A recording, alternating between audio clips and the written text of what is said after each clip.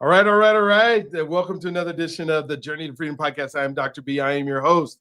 And as always, super excited to be able to get one done and talk to some of the most amazing people on the planet.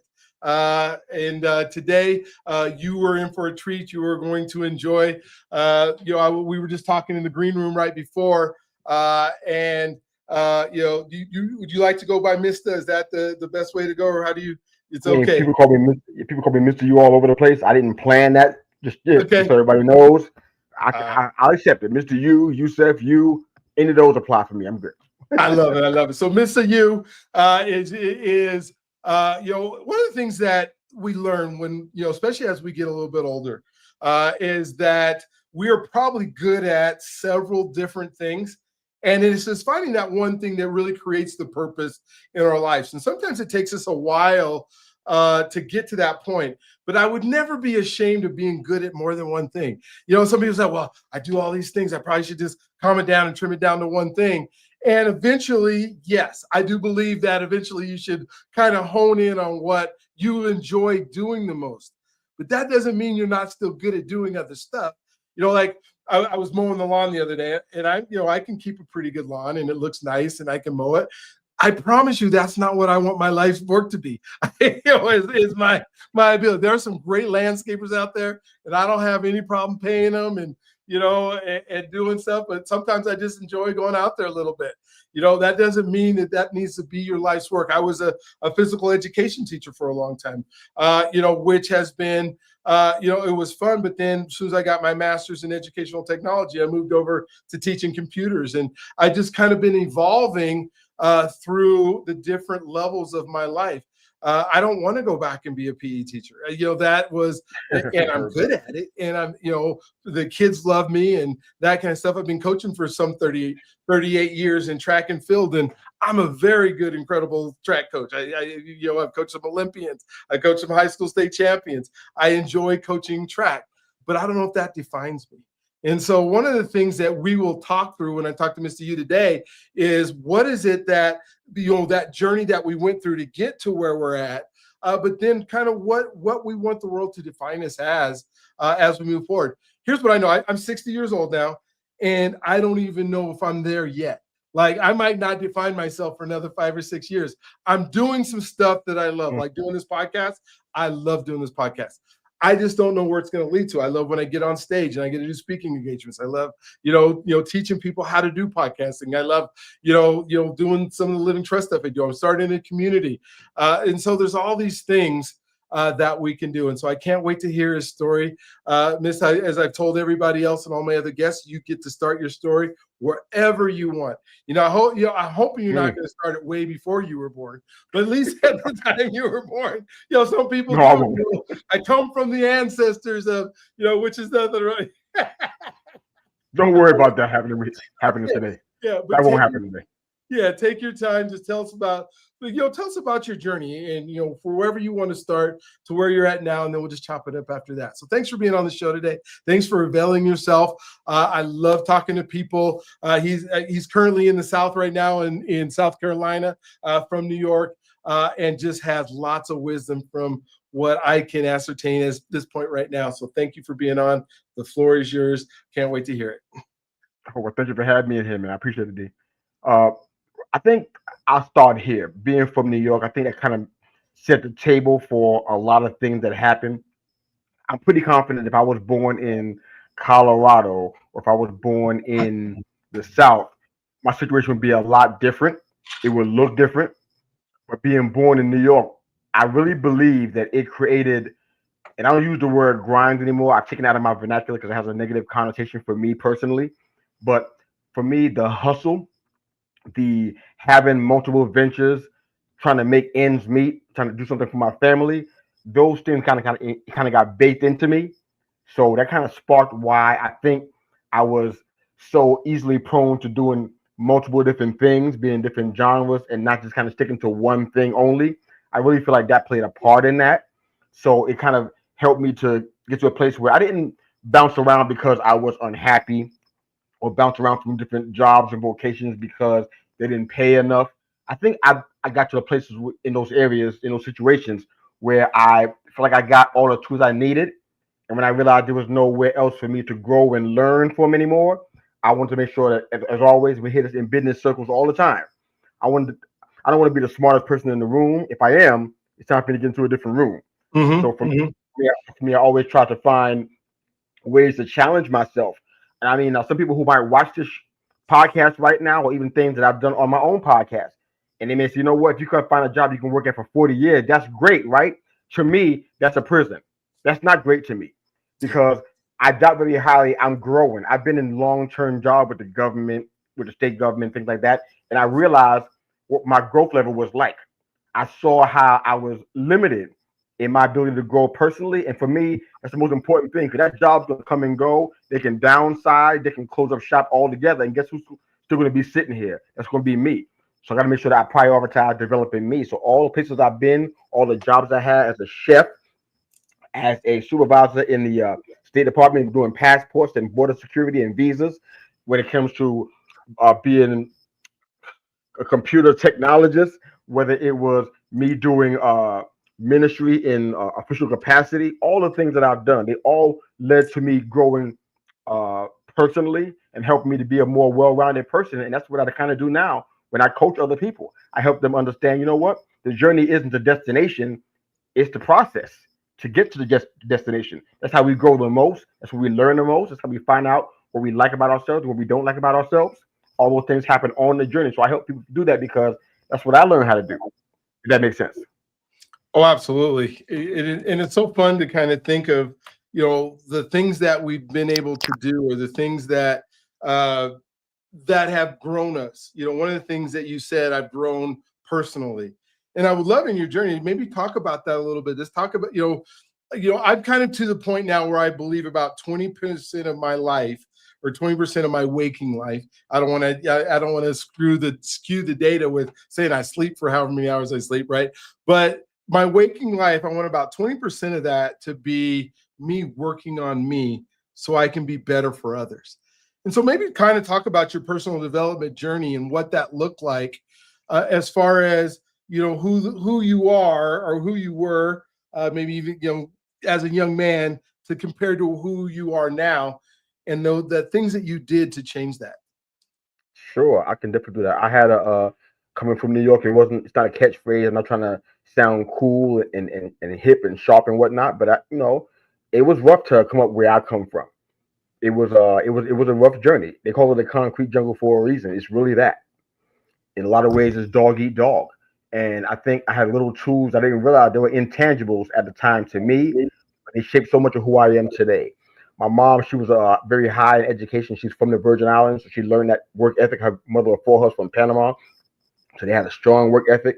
Servants, loyal to a fault. They had that kind of mindset that they brought with them to this country. And for me, I learned it in that, about the importance of education. I was a voracious reader. My mom is still a lifetime student. She's still going to school for something, learning something. So I learned that from her. I learned about reading. I read multiple books a year. I'm still doing that now. I go through books a lot within the course of a year. I lower the numbers so I can kind of inhale and receive more from it. So I don't have the number that like 30 a year. I'm not doing that anymore. I'm kind of shortening that so I can learn more. But I've always been a voracious reader. That helped me stay creative, but also not let me get limited to my environment. I saw things outside of my world, and it makes okay, there's possibilities out here. Because where I come from, you can really feel closed in. You feel like this is your life.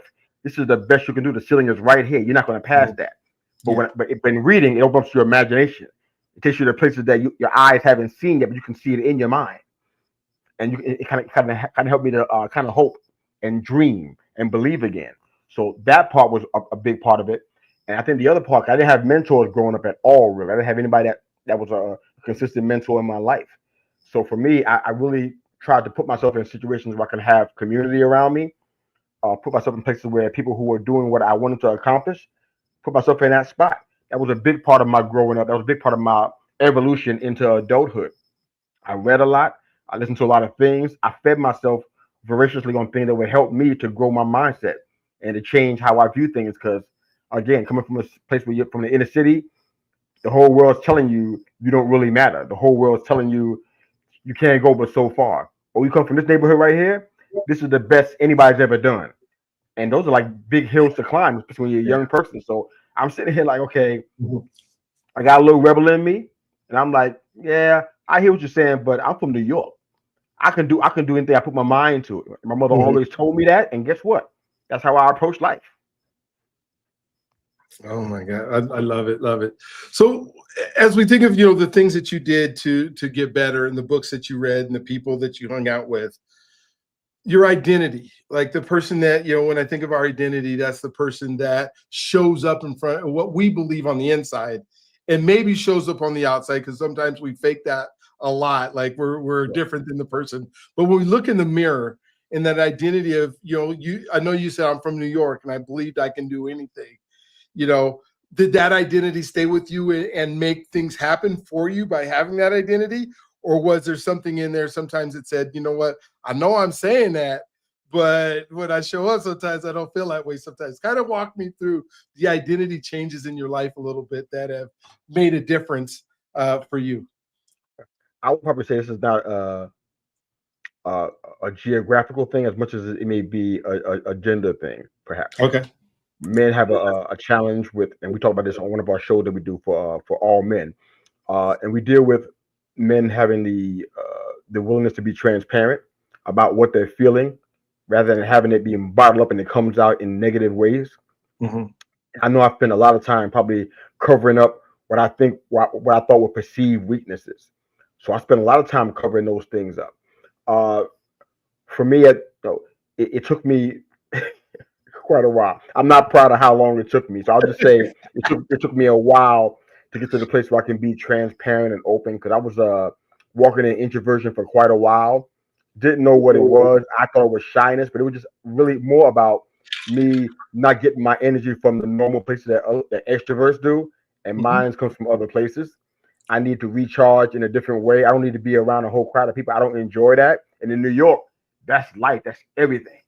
So Hmm. imagine how it was growing up to be around all the people in parades. And I'm like, I don't like none of this stuff. Get me out of here as fast as you can.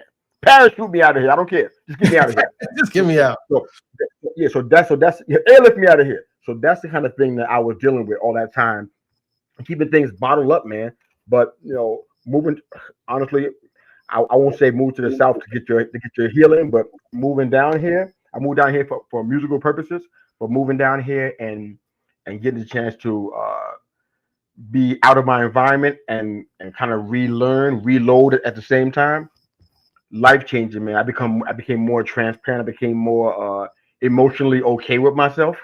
I'm saying able to cry, able to be honest when I'm in situations where honesty and authenticity is required. I can be there, I can be present in the moment.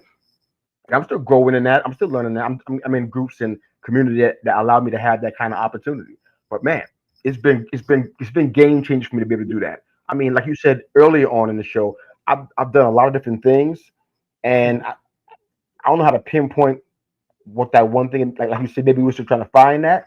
But if I can say that being a coach and a communicator was something I can hang my hat on, I would do that, because I was seeing that stuff even when I was little. Mhm. People will come to me that were way older than me, and they were telling me their problems. I'm like, what do you want me to do with that? I can't even drive. Why are you telling me this stuff? So these Love are it. kind of things that I didn't realize until now. I look back and I'm like, wow. In retrospect, I'm like, I've been doing this for a long time. I've been giving people pearls of wisdom, if you will, for a long time. Like, where's this coming from? I know it's not coming from me. I give the credit to who it belongs to, but it just these are things I feel like in all the things that I've done, whether it been podcasting as a chef, coach, and whatever it is, what in a supervisory, administrative role, whatever it was I was doing, I always was that person that I thought was just an introvert that was just non-existent. The communicator's coming out now, and it shows on all of the shows that I do, all the shows that I guest on. It really comes out, and I'm like, wow. For somebody who don't want to talk a lot, you sure talk a lot. But that's just, so. I guess I hope to answer the question, because that's kind of just where I just see myself evolving into. Man, does that make sense? Does that Oh, help? absolutely, absolutely. And one of the things that I think is misunderstood about introverts, because you obviously show up as an extrovert as you had, and you walk with people and talk with people. But I think that when I see some of the best or the most successful people in life are introverts because they're introspective of what's going on around them. They recharge by themselves. And I think that's what the difference is. It's not how you are in a crowd, it's what recharges you, what ignites you. Like for me, I am an extrovert. So when I go to a place, I get energy from who's around me, but I have other people in my life who get energy from sitting down with the book and just, with nobody else in the room. And both of those okay. But we both show up on stage with tons of energy, tons of ready to go, and they don't have to be the life of the party to create energy, which almost makes it, to me, it's kind of like, you're always jealous of what you don't have. But I wish that so I could just sit down with the book and not need a crowd to get energy so that I could just sit down and think and process. Because I think so many people who are introverted process much better because they can have that alone time. And so thank you for sharing that. When I started the Journey to Freedom podcast and the Journey to Freedom initiative that I have, I went to it was an event. It was called the Trust Leadership, Trusted Edge. A guy named David Horsager out of Minnesota, does this thing. He's probably one of when you think of trust and the word trust and how we have to show up trusting others. And he's probably one of the leading experts in the world in that realm. Well, there's 500 people at this seminar conference.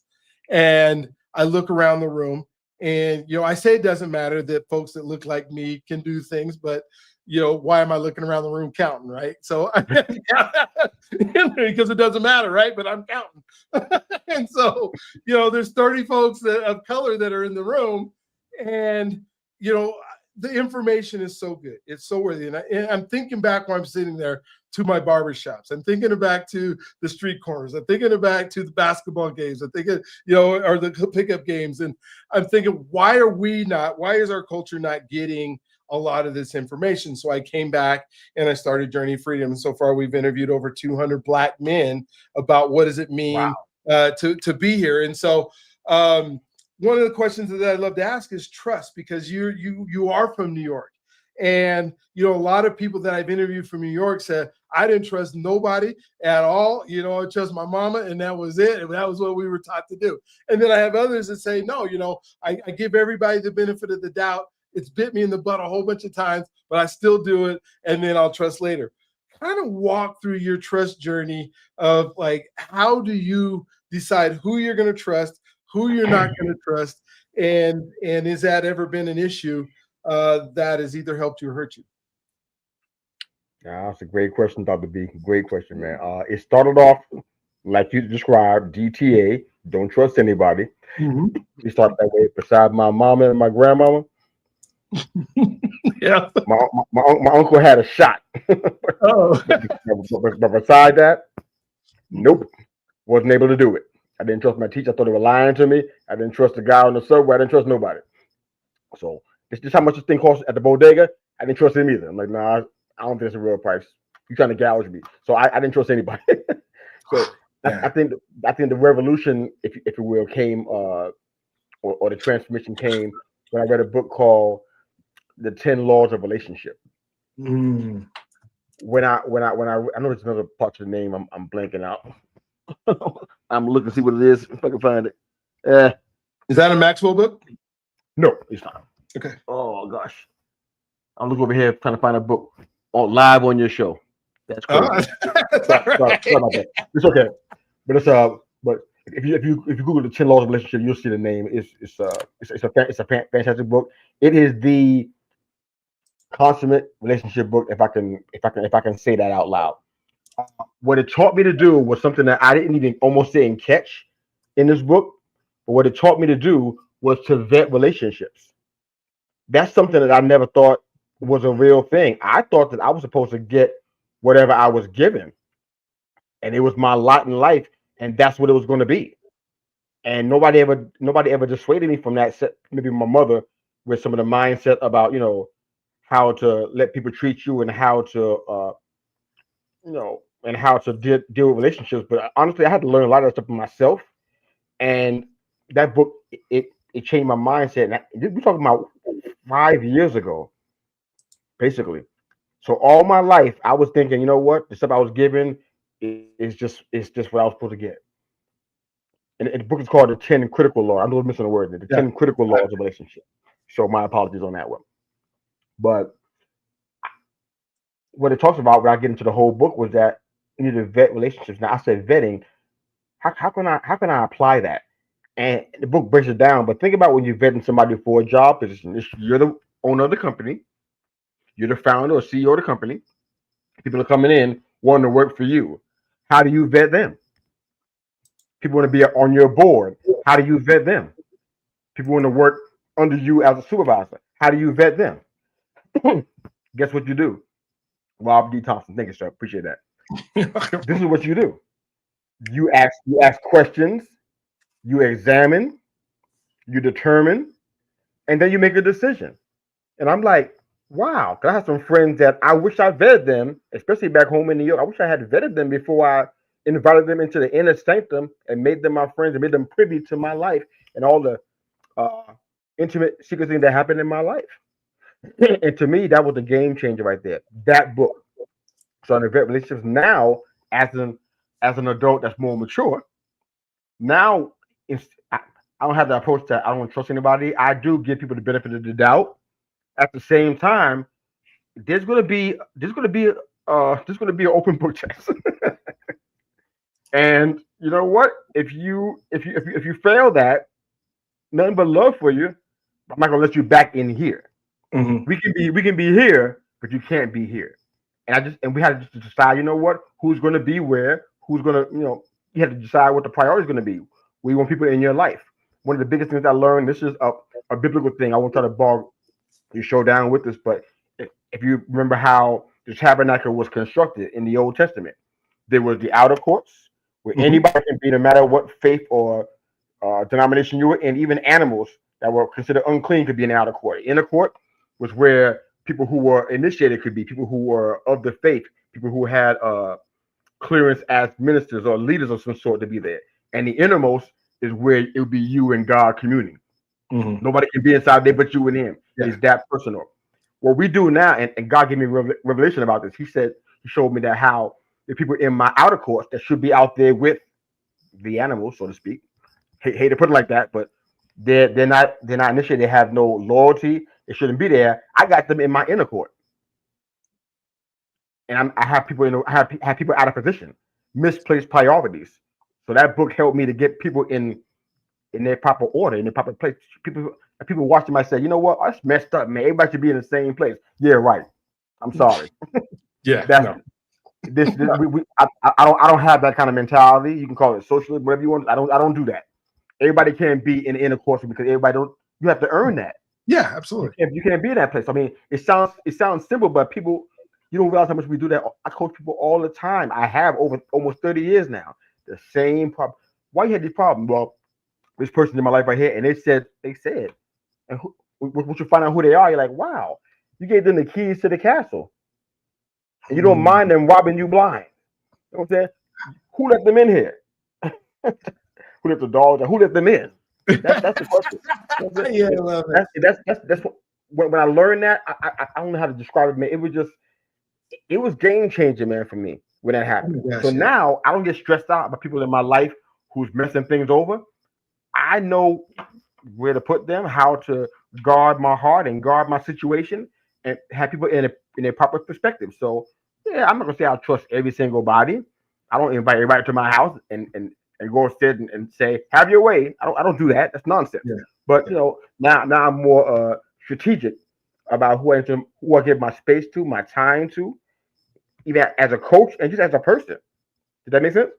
Oh gosh, it makes so much sense. One of the things you just said that just super hit home for me, especially in our culture, is you said I needed to vet.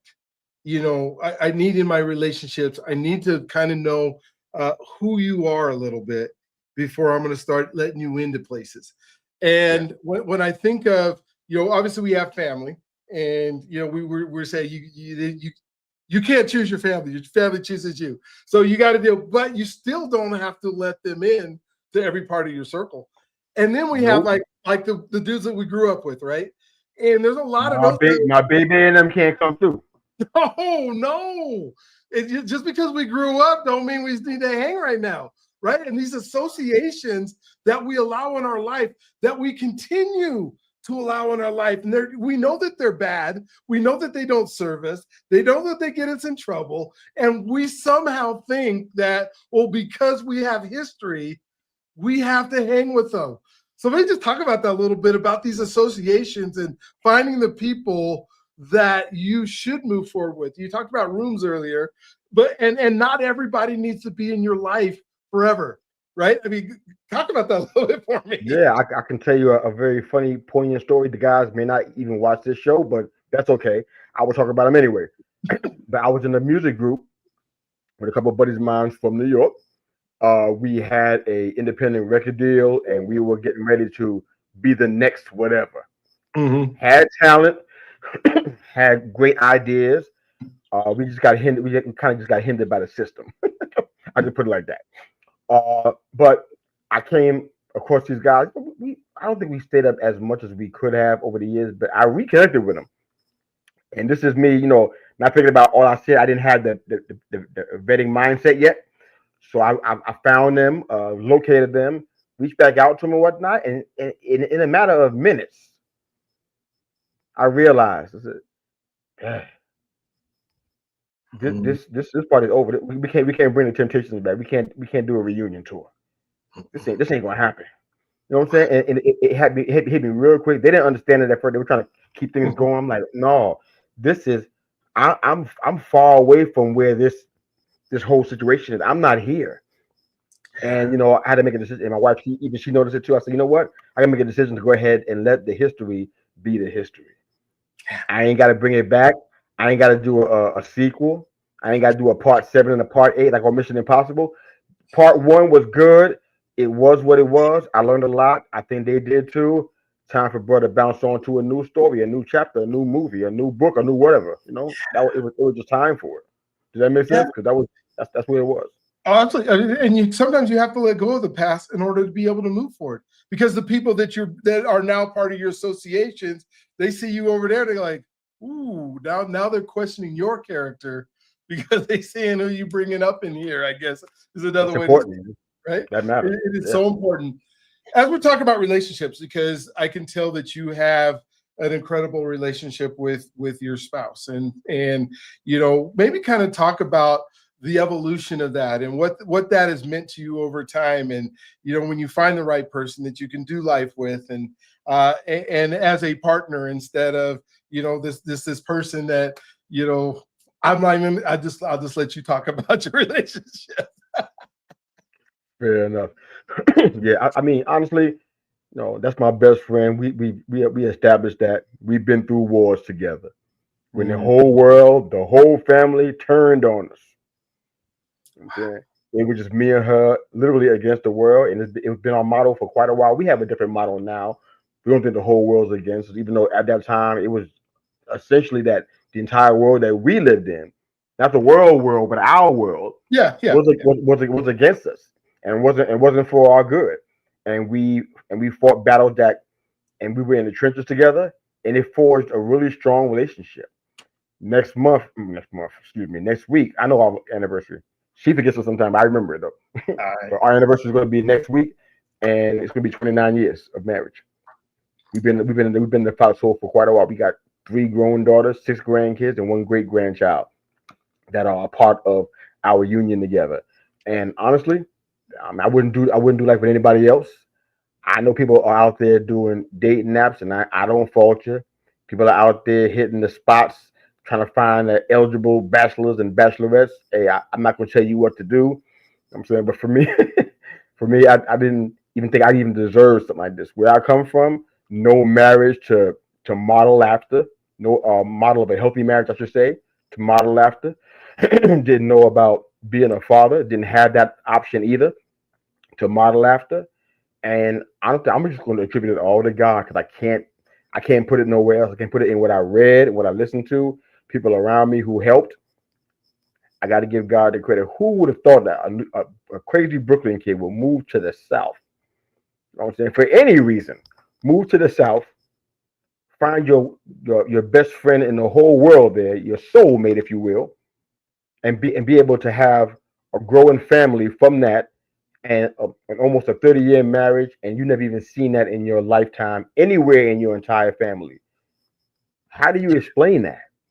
There ain't no explanation. So I mean, so I don't know how people are finding their situation. Everybody's probably gonna be a little bit different, but that's just my story, and it's a beautiful story. It's an amazing story, and as you think of the that you've been able to do that, and then it's okay when you have somebody with you to be against the world. It's not okay when it's you against the world and the person that you're with. You talked about being a dad a little bit, and so one of the things that I talk about a lot in this show, especially when I talk with Black men, is I believe we all know how important it is that children have dads in their life. And it's super important that the dad is available as much as the dad can be. But sometimes what we don't talk about is, what does it mean to be a dad?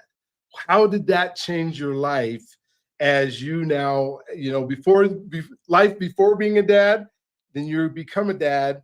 And as you grow as a dad, how has that changed the person that you are? Well, one of the things that I was just sharing about this on another show recently.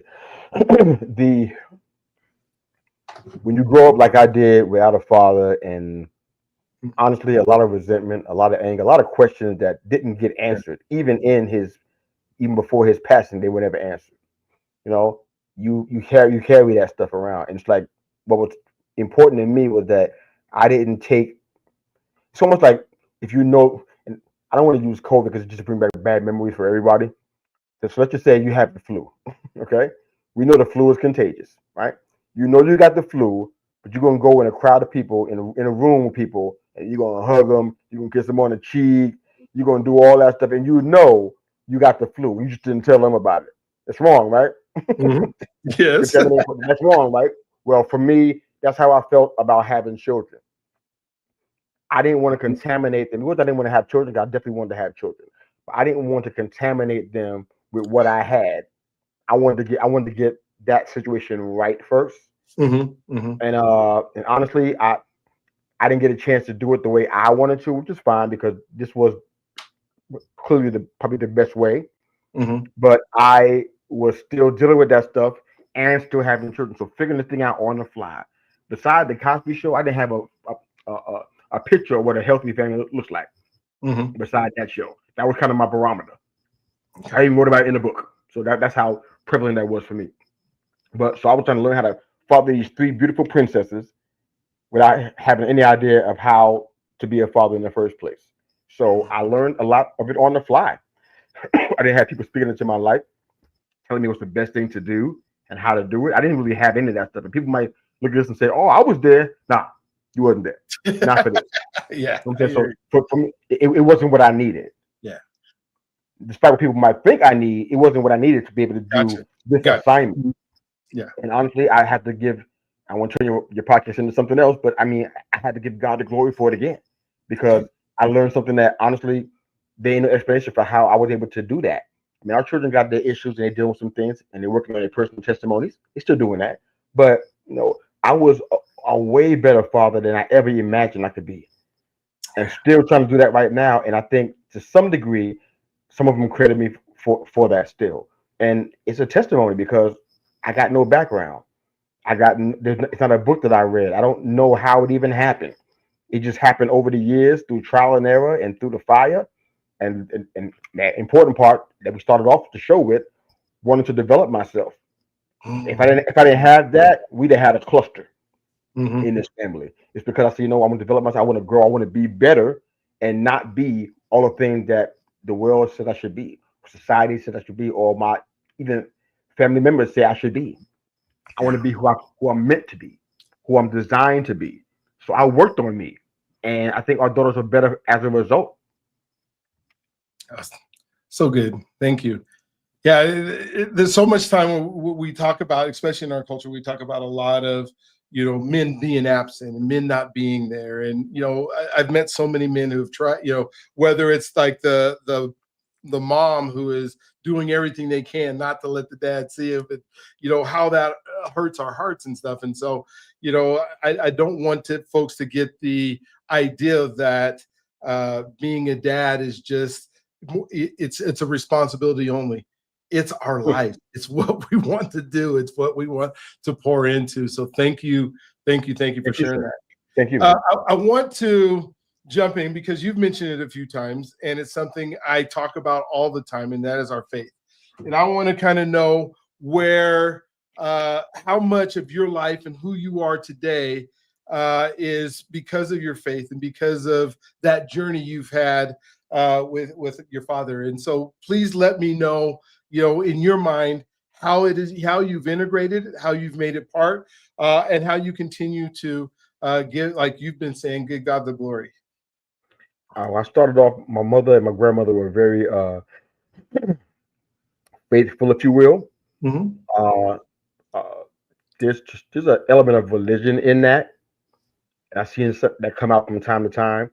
But what I think I would spend a lot of time then trying to be a good person, thinking that was my ticket.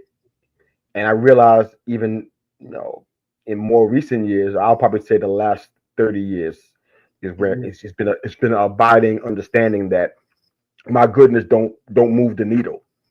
Not when it comes to eternity, and not when it comes to lining up with biblical standards. So it's about Jesus' righteousness, not my righteousness. And when I figured that part out, Mm-hmm. it changed the way I approached every day. I looked at my mortality on a regular basis. If this was it, if this was the last week, did I accomplish all the things I'm supposed to be able to do here? You know what I'm saying? And every time I did that, the answer was no. Every time on this self-explorative journey, the answer was no every time. There's still more work to be done. Even though I didn't have mentors in my life, there's some mentors that we got, my wife and I, through books and through interactions and videos and such.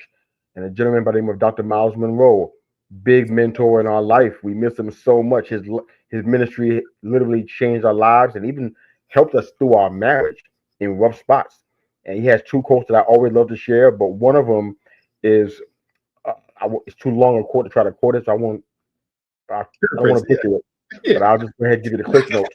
We're saying the richest place in the world is a cemetery Yes. because all of the songs, the inventions, the books, the ideas, they haven't been created, haven't been made, and people take it to the grave with them.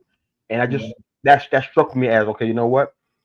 At the end of my story, I want to go to my end empty and not full. So it's why I coach the way I do.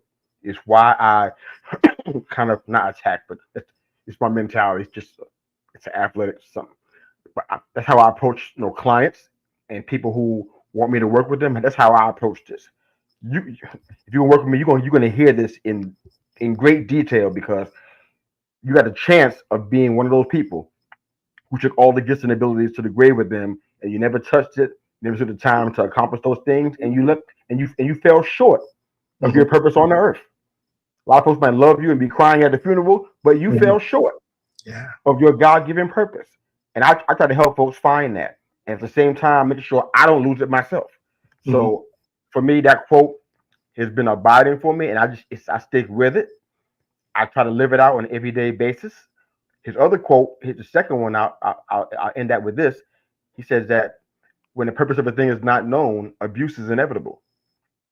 So I go out of my way to understand who I am and who I'm supposed to be, and forget all the stuff that all the layers that people try to put on you and all the things I imagine for myself. I want to make sure I'm in a place where I'm fully functioning and operating at the highest level of who I'm supposed to be. Mm-hmm. And if I can do that every single day, I'm always going to be closer to him and closer to that purpose and fulfilling some things than I would be without that. If that makes sense. Amen. Thank you. Talk about help a little bit. Okay. One of the things that we know that the average, in our case, we're talking about Black men, live to be 72. I'm 60, and I'm not. I don't think I'm gonna get going until I'm 70. My dad's 86, and he's running track meets, and I'm just thinking through what are some things that you do or purposely make sure happens so that you get to stay around here a little bit longer. Hmm. Um,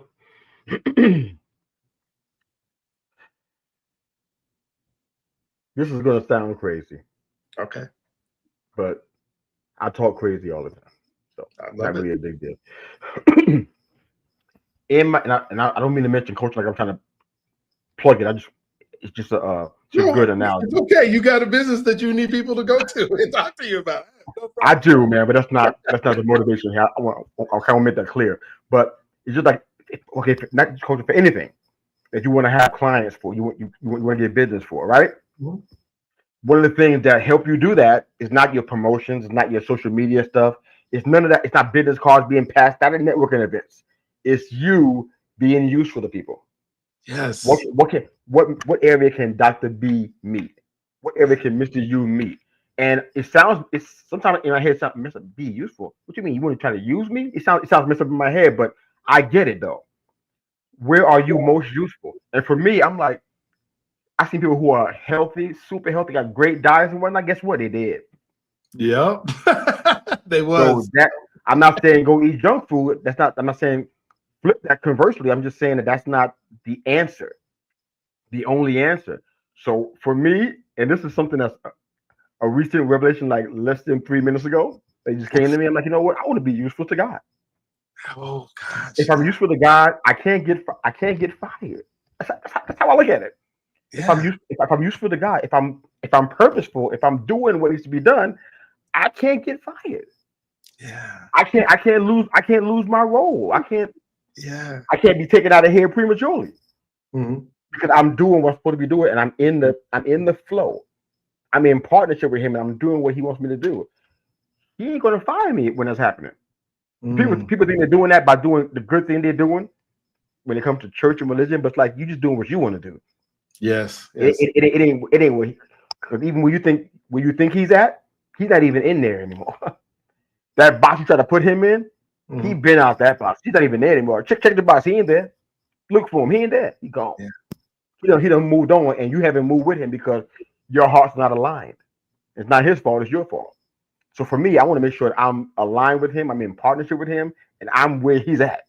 If he's Mhm. working here, that's where I want to be. If he's not working here, I don't want to be there without him. There's a mountain for me to climb. I can't do it if he ain't going with me. Sorry. I'll be without him. That's worse than death itself to be without him. So to me, I'm sitting here like, okay, if I'm useful to him and his purposes, I can't get fired. I can't get laid off. I can't get furloughed. Yeah. None of that stuff. You can't. Not untouchable, but I have a place. So Mhm. that's my goal to be useful as useful to God as possible, so I don't get let go. I love that. Well, with that, I mean, and part of the responsibility, I think, is on us to be useful, right? Because the things that we do when we get up, the things that we do before we go to bed, the things that we do while we're awake, if we're striving to be useful to God, and I love how you said that. I mean, that was just so spot on. Then, what are some things that maybe you do or that you think about in your daily routine, and it could be all mental stuff that you're doing, or it could be all servant type stuff you're doing, or it could be, do you have things that you do on a daily basis that are looking up and saying, this is what I believe God is asking me to do? And there's a difference between hearing God saying, asking you to do something, and then actually doing it. Because I think a lot of us hear, oh, I should be doing this. And then, you out there doing something totally different. And then you say, okay, God, am I useful to you? But yeah, kind of maybe walk through some of the things you do, or even maybe some of the things you would coach somebody as a coach to do, through a routines through the day that would help them to be what you're talking about. Yeah. People talk about mind, body, and spirit, and they kind of throw that thing around. I feel the same way about it, except I have a different approach to it. Okay. From a body perspective, my wife and I've been on this journey recently where we just kind of cut two specific things out of our diet. And not only are we feeling better, now we can be more active without the pain that normally used to come with the activity. We're able to do things that, sometimes you eat a certain way, you go to bed, you feel pain in your body when you're in bed. We're not experiencing any of that stuff. And I feel like if we acknowledge this as a temple, you careful about what you put into it and you care. That's the body part. The mind part, that's where I have the majority of my challenges with coaching clients or people who may not want me to coach them because they don't want to deal with this part. So they bail on me. It's happened before. You know what I'm saying? But the mind part, like I talk about the reading and the listening and the feeding myself, that's for me. Because even if I don't have a coaching client in that moment, if I did, what am I going to give them? If this bottle was empty, I can't pour nothing out. So that mind part is me feeding myself. I'm a voracious eater. I'm a voracious reader. I read at a high level. I intake information at a high level because I want to be able to understand the things that I don't understand, so I can help somebody else who doesn't understand either. So the mind part, I'll be helping people with habits, daily disciplines. What are you doing? People tell me that they're on a journey to success. They're on a road to success. Asking what a day in the life of them looks like, and guess what I see? Oversleeping, overeating, or eating junk food, no activity, no connections, no communications really, except text and stuff, playing games on their phone. I'm like, you're in a road to success. You waiting for it to come and smack you down, or you getting after it? No, so we get into that part of it. So that's one thing that'd be a big emphasis on me if I was coaching somebody who desired to have this kind of coaching, because this is an acquired taste, and I understand that, and it's okay. But I know it's true. The spirit part, I deal with that too, but it's different because people think, you know what, I am, and this is something that's going to blow some religious folks' minds. I hope they don't come after you. You can send them to me if they come after you. You can come to me. I'm willing to hand it. I'm not afraid of this. This is the battle I'm willing to fight. But the spirit part, this is the part that people get wrong. They think, oh, I'm serving at church. I used to have 9 jobs at church. It didn't afford me any privileges with God. I was just stretched out and tired and busy and burnt out. That's what I got out of that. Yeah. It wasn't that it didn't make me closer to God. It didn't bring me any closer. That's called duty-based worship. It didn't get me any closer. I was stressed out. Issue with my family, sniping at my wife, sniping at my kids, aggravated and frustrated at the drop of a dime, ready to snap because I was doing too many things. That wasn't helping God. So people who serve people in the church and say yes to everything the pastor wants them to do, you're not helping God. You're just helping the pastor. Yeah. Those are not the same. Those are not the same things. No. People who are prone to do good deeds. I do this good. Ooh, that's my Willy Wonka golden ticket. No, it's not. Them gates ain't gonna open for you because you did good things for people. People did that in the scriptures, and what did they get them? There's a parable of the rich young ruler. He did all of the good things in life, and Jesus said, "You know what? You did great, but there's one thing you're missing. Sell all your stuff," because he knew the money had a hole in the young man. Said, give away all your stuff and come follow me. And the Bible said the young man walked away sorrowful because he had many things. Translation, the Mr. U translation, many things had him. That's what happened. Yes. That's why he walked away. So people who are trying to grow from a spiritual standpoint, it's not happening through what you do and how much of it you do, how many good things you do, and how many charities you give to. I'm not saying it's a bad thing. I don't know how many causes you have that you donate to. I'm not saying there's nothing wrong with that. But please don't think that's enough for you to get what God has for you. That's enough of a trade-off for you to be in a place where you be in a relationship with God. You got to work that. You got to walk in that. And for me, I spend a lot of time, my spirit time, if you will, out of those 3, a lot of that time is me kind of just sitting and listening. Mm-hmm. One thing that I taught for years, it never goes over well, and I'm just glad you let me say this on your show because I'm like, wow, I appreciate the privilege, man. People go to God and say, I'm gonna pray. I know people who are cussing, drinking, everything. They talk about they go and pray. I'm like, okay, let me know how it turns out. Yeah. The Bible says, you know, your sin's gonna hinder your prayers. Okay, let me know how it turns out. Cool. So, but people pray and they don't wait around for an answer. It's like if I'm talking to you, and then while you answer my question, I get up, take my headphones off, and walk away. How's that gonna sell? How's that gonna fly? Yeah, no. That's not how you do people. That's not relationship. That's not dialogue. If your wife is talking to you and you get up and leave, you could be in court in a short time, or have a frying pan on your head, one or the other, or both. But the point is that you have to take the time to hear the answer. You pray to God for this. You pray to God for that. I've been praying to God all week. How long were you on your knees listening for the answer? Quiet, silence, no noise, no worship music, just listening. How long were you waiting for the answer? God is a person. And when you're talking to him, he's not an it, he's not a thing, he's a person. So if you're talking to a person, it's respectful that when you ask them a question, you wait for the response.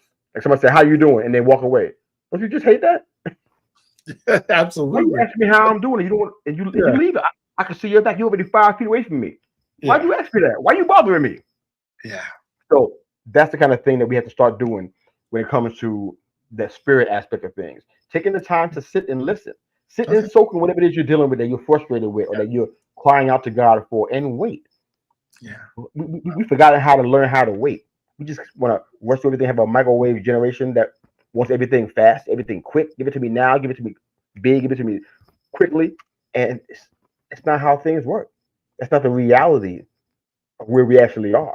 So Yeah. take the time to sit and listen. So those are my three things that I would deal with people who were potentially a client who wanted to walk through that. Hope that makes sense, man. Long answer. I apologize, brother. I know No, that's perfect. Well, getting up against it. almost perfect because I know you're not going to leave us hanging where you say, my wife and I took these out of our diet. We feel great.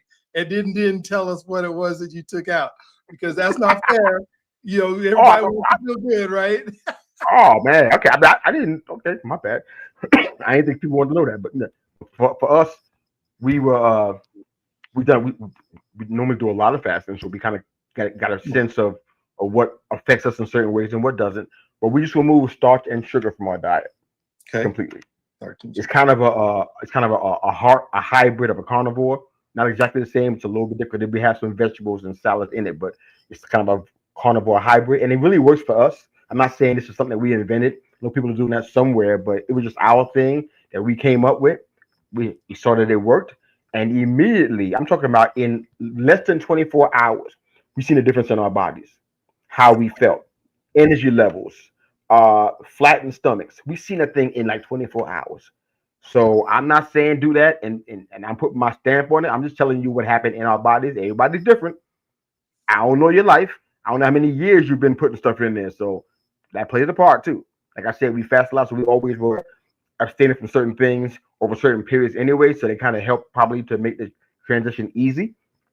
But we got starch and sugar out completely. We may, have a day here and there that we might, have that specific thing. That we had a lunch with our grandson and we had beignets at the restaurant. I haven't had nothing like that in several weeks now. But I had it. I had one. I had two, and that was it. I love it. Came back to my regular thing, and we Uh, were good. No after effects, no headaches. I'm back on my routine, and that's the answer, oh, man. so Starch good. and sugar. That's what we I cut out. love it. Well, I thank you for keeping that simple too, because I was diagnosed with diabetes. I don't know how many years ago, and the doctors have been just trying to give me just the stuff that was killing me. And I finally found a Hmm. doctor who said, "Take some stuff out your diet, you'll feel great."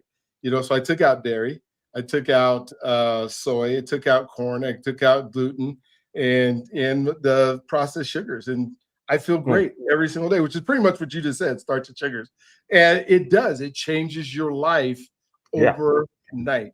It is, Right. I mean, my A1C was high. Now you would know I have that. Yeah, I've had diabetes, and I'm Congrats, not brother. on any meds.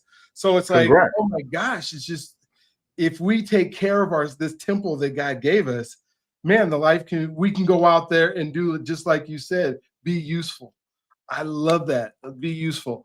Thank So you, sir. thank you for being on today, but I want to make sure you get the opportunity because I've been super selfish. I apologize. I've been asking you No, all the man, it's questions been I good. want It's been to good. know. And so, but I want you to tell us, whatever it is that we didn't talk about that you want to make sure. I want to make sure you give the folks here, how to get a hold of you if they want to get that acquired taste coaching that's going to make a difference in their life. However they do that, maybe recommend books, whatever you want to talk about for the next 4 or 5 minutes. I want you to have the opportunity to do that. So, Okay, no worries. I sent you the link for the people who want to have a free 30-minute strategy call with me. There's no strings attached. I kind of just want to hear your heart, what you're dealing with, and if I can help you solve a problem, and you want to move forward beyond that, that's great. If I help you solve a problem and you never want to see me again, that's okay too. So those options are always there. I have no problem. I have no ego about it because I know I'm gonna be provided for one way or the other. So I'm not worried about it.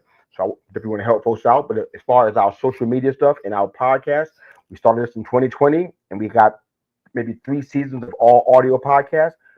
I'll be honest, that's my best work, best that I've ever done. I was freer than I ever have been. When you're on video, you pay attention to details, and it takes you off a little bit. But then on the audio, I was flowing. It was It was the most insightful stuff I've ever done in my entire life. I go back and listen to it and cry. I'm like, wow, this is powerful.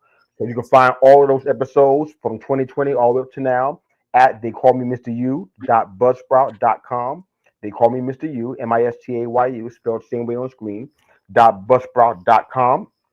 Our coaching website is not up yet, but you can still reach out to me and set up a free 30-minute strategy call if you'd like to, or you can go onto social media. I'm on Facebook, Instagram, LinkedIn, even TikTok, but I don't use it that much. Twitter, everywhere. And you're going to hit me up in the DMs if you use those social media platforms, and reach out to me. I'd love to hear from you guys. And our YouTube channel also. You can reach out there if you'd like to as well, man. But thank you for this opportunity, Dr. B. This has been fantastic, man. I greatly enjoyed being here, man. You stretched me out today, man. You stretched me, man. I'm stretched. I love it. Thank you, I love thank it. you, Well, brother. yeah, thank you so much for being part of it. They call me Mr. U. Go watch that podcast. You are going to find some gems in there, especially when somebody tells you they've done their best work. That's the work you want to go here. You know, some people tell me, well, I don't know if I could be a podcast person. Well, you're not going to be very good at it at the beginning. But once you get in that flow and once you get going, there's going to be some gems in here. And so if this is the first episode you've ever watched of the Journey to Freedom podcast, please go ahead and hit notifications and subscribe, because you don't want to miss some of these incredible people. This is not me. This is my God who's given me the right people to talk to all the time that just hit it out of the park every time. And you just heard one of those today. I'm going to go back. I'm going to listen to it. I'm taking notes. I had all these little pieces of papers in it. I was just writing notes. Wow. Writing notes. I got so many That's notes. crazy. So thank you for being on. Hey, I don't want you guys to forget that you're God's greatest gift. He loves you if you allow him to. And make sure that you do the things that you know you should be doing in order to become the person. I have a new community that I'm starting this month. It's called Becoming the Person Universe. You want to check it out, becomingtheperson.com. We are going to have shows like this. We're going to have people like this. We're going to have opportunities like this where you'll be able to go and become the person that God put you on this earth to be. So thank you guys again. Look forward to talking to you soon. Any one last thought you want to give everybody? No, thank you, Dr. B, man. This has been a fantastic show, man. I hope people got something out of it. Hope you get many more subscribers and listeners, man. You deserve it, man. You do great work, man. Thank you for this. All right. Well, thank you. We'll see you guys later. Have a wonderful, awesome, just incredible day today.